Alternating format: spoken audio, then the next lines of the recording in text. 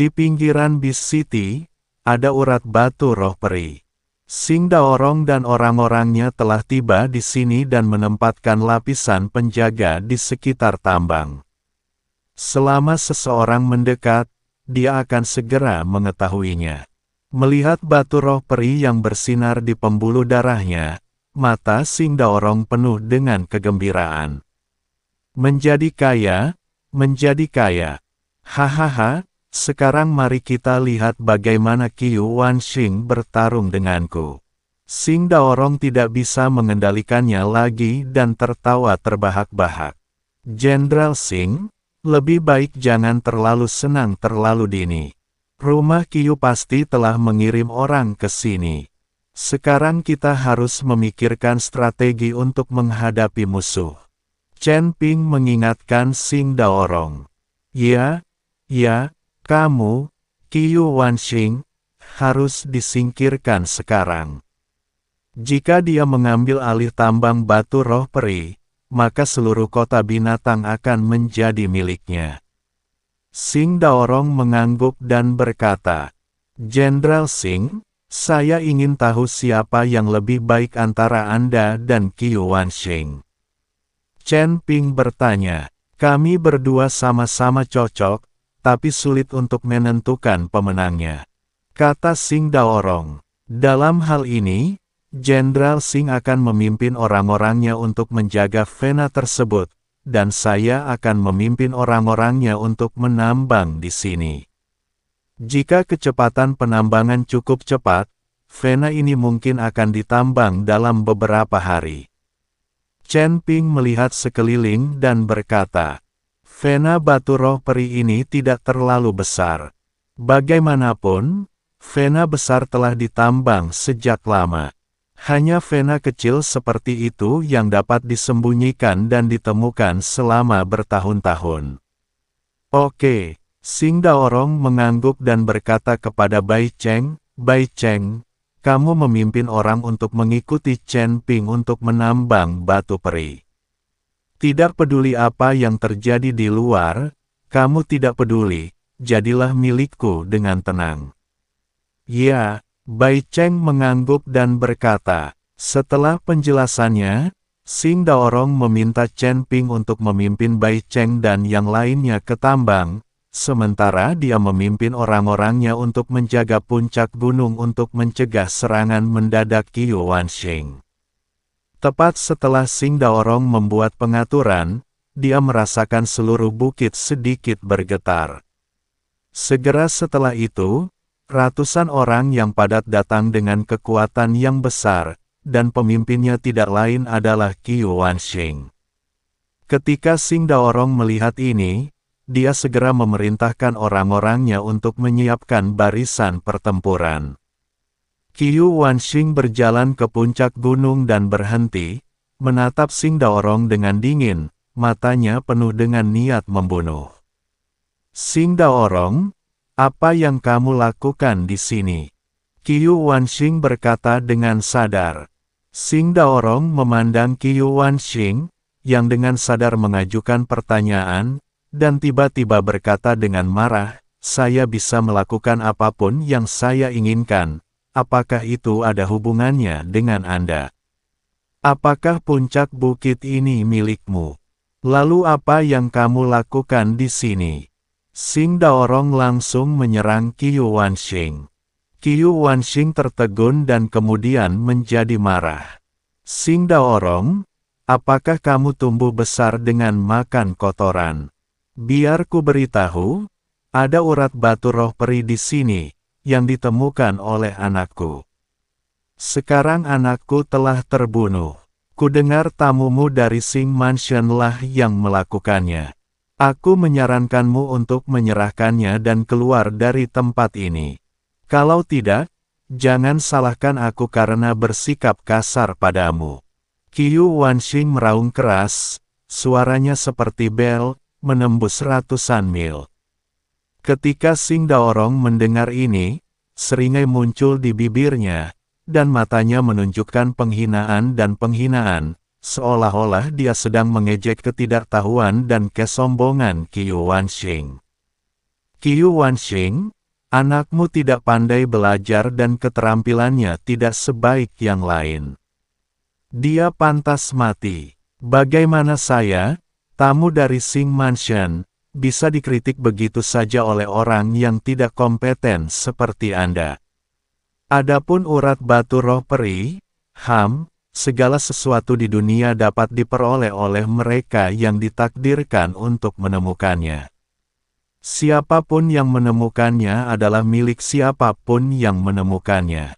Apakah menurut Anda Xing Mansion kita adalah kesemek lembut yang dapat dimanipulasi oleh orang lain? Xing Daorong sama sekali tidak takut pada Qiu Wanxing. Ketika Qiu Wanxing mendengar ini, wajahnya menjadi pucat karena marah, janggutnya berdiri tegak, dan matanya melebar, seperti singa yang akan menjadi marah, memancarkan niat membunuh yang membuat jantung berdebar-debar.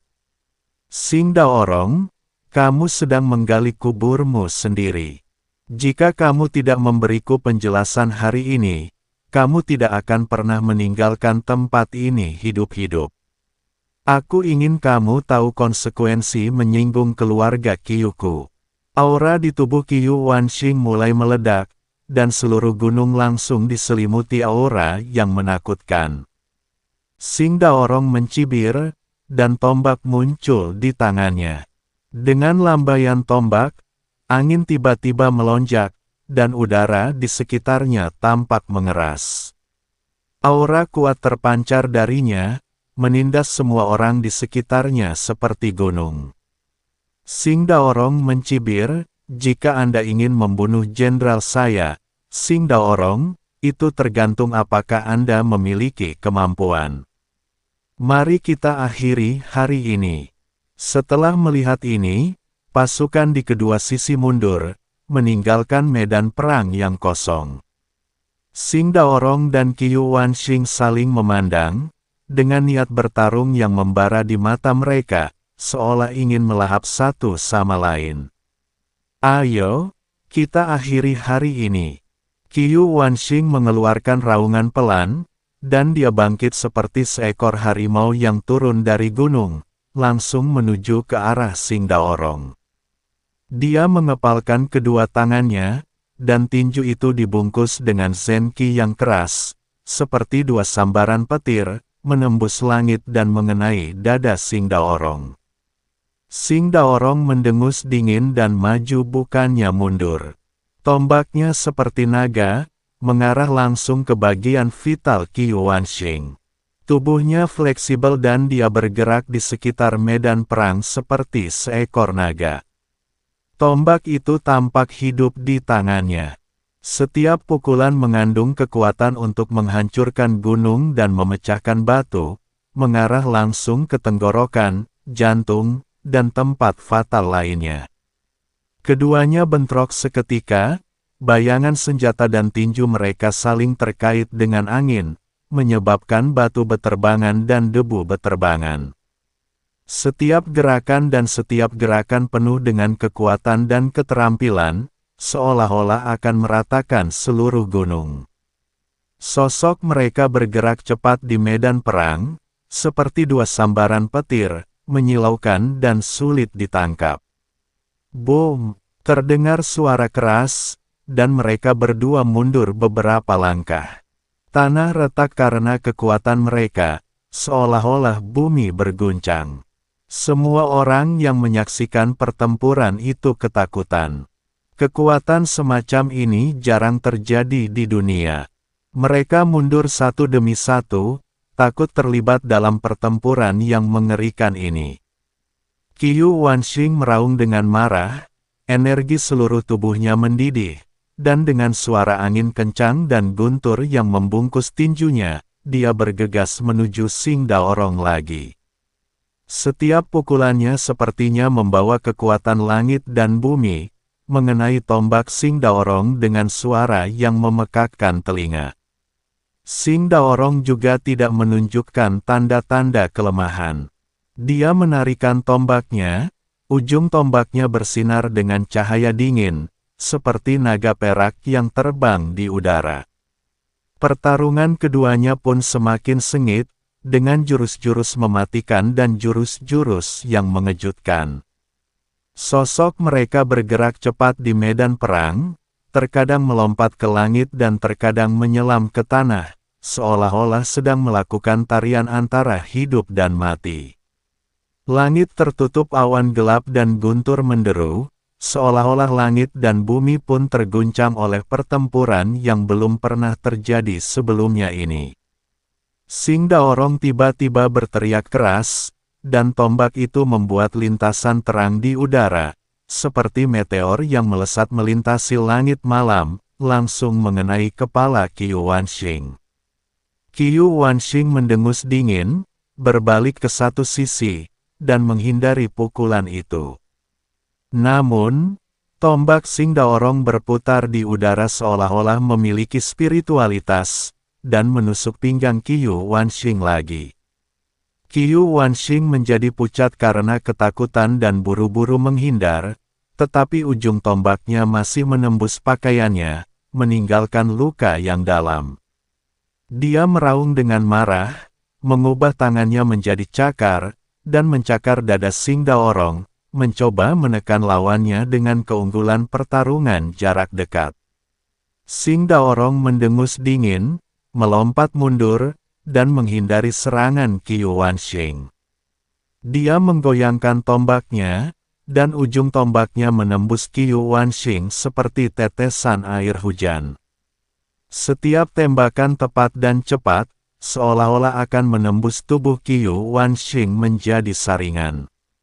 Tak mau kalah, Qiu Wanxing menarikan tangannya, membentuk penghalang energi sejati, mencoba menahan serangan Sing Daorong. Namun, tombak Sing Daorong seperti cahaya fajar, menembus lapisan penghalang dan mendekati organ vital Qiu Wanxing. Keduanya bolak-balik, bertarung tanpa henti, dan seluruh dunia tampak berubah warna. Sosok mereka bergerak cepat di medan perang, terkadang saling berpapasan, terkadang bertarung berdampingan, seolah-olah sedang terlibat dalam pertarungan diam-diam. Seiring berjalannya waktu, pertarungan antara keduanya menjadi semakin intens, dan fluktuasi energi spiritual melonjak seperti gelombang laut, menutupi seluruh gunung. Para prajurit di sekitarnya mundur karena takut terpengaruh oleh kekuatan ini. Akhirnya, setelah terjadi tabrakan yang dahsyat, keduanya terbang pada saat yang bersamaan, terjatuh dengan keras ke tanah, muntah darah, dan jelas terluka parah. Tubuh mereka meluncur di tanah agak jauh sebelum akhirnya berhenti. Sing Daorong berjuang untuk bangkit dari tanah, menyeka darah dari sudut mulutnya, matanya masih bertekad. Sing Daorong mencibir dan berkata, "Qiu Wanxing, kamu kejam hari ini, tapi tidak ada dari kami yang menang. Pertempuran ini hanya hasil imbang sementara." Qiu Wanxing juga berdiri dengan terhuyung-huyung, wajahnya sepucat kertas, dan ada darah di sudut mulutnya, tapi dia masih memaksakan senyum dan berkata, pertarungan ini adalah pertarungan yang bagus antara satu sama lain. Tapi masalah urat batu roh peri pasti tidak akan berhenti di sini. Pertarungan di antara kita baru saja dimulai." Keduanya saling memandang, dengan kemarahan yang mendalam di mata satu sama lain. Mereka tahu bahwa meskipun pertarungan ini telah berakhir, pertarungan sesungguhnya baru saja dimulai, dan dendam di antara mereka tidak dapat diselesaikan dalam pertempuran ini. Melihat hal ini, para prajurit di sekitarnya melangkah maju satu demi satu untuk membantu jenderal mereka. Ratusan tentara di kedua sisi saling memandang dengan bermusuhan, dan seluruh puncak gunung diselimuti oleh suasana yang dingin. Sing Daorong dan Qiu Wanxing keduanya mundur.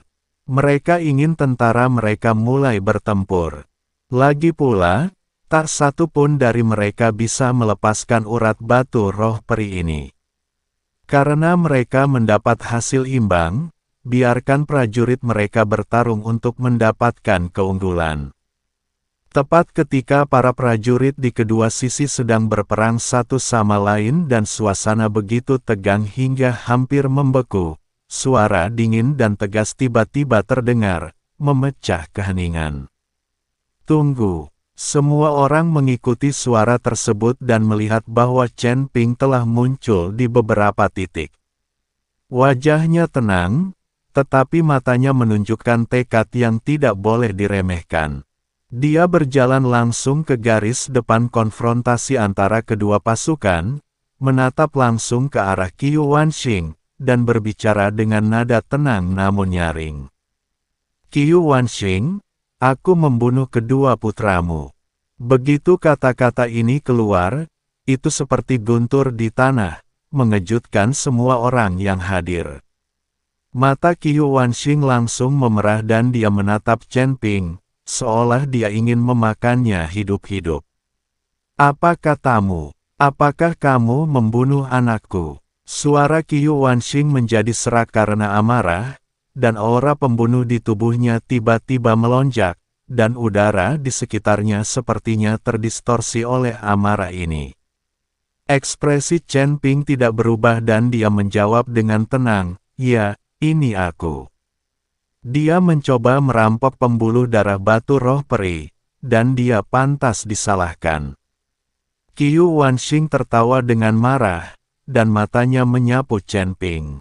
Dia menemukan bahwa Chen Ping hanyalah seorang praktisi alam Mahayana tingkat pertama, dan kemarahannya menjadi lebih besar.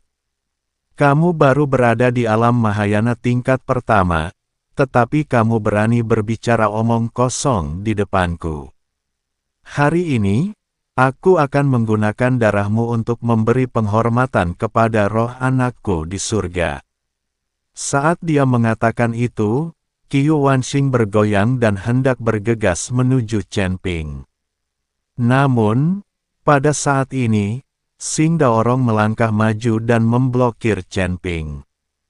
Qiu Wanxing, jika kamu ingin menyentuhnya, kamu harus melewatiku terlebih dahulu. Ada tekad yang tidak perlu dipertanyakan lagi dalam suara Xing Daorong, dan dia diam-diam mengepalkan tombak di tangannya, bersiap untuk pertempuran yang akan datang. Namun, Chen Ping tersenyum pada Jenderal Xing dan berkata, "Jenderal Xing, saya menghargai kebaikan Anda, tetapi saya masih percaya diri dalam menghadapi biksu Mahayana tingkat 8 yang terluka." Mendengar ini, Xing Daorong sedikit terkejut, lalu mengangguk dan menyingkir. Dia tahu bahwa Chen Ping sangat tertutup. Karena Chen Ping sangat percaya diri, dia tentu saja tidak perlu mengatakan apapun. Ketika Qiu Wanxing melihat ini, dia menjadi semakin marah. Oke. Coba saya lihat hari ini trik apa yang bisa Anda, anak alam Mahayana tingkat pertama, lakukan. Sebelum dia selesai berbicara, Qiu Wanxing seperti kuda liar yang berlari liar, bergegas menuju Chen Ping dengan kemarahan yang luar biasa dan niat membunuh.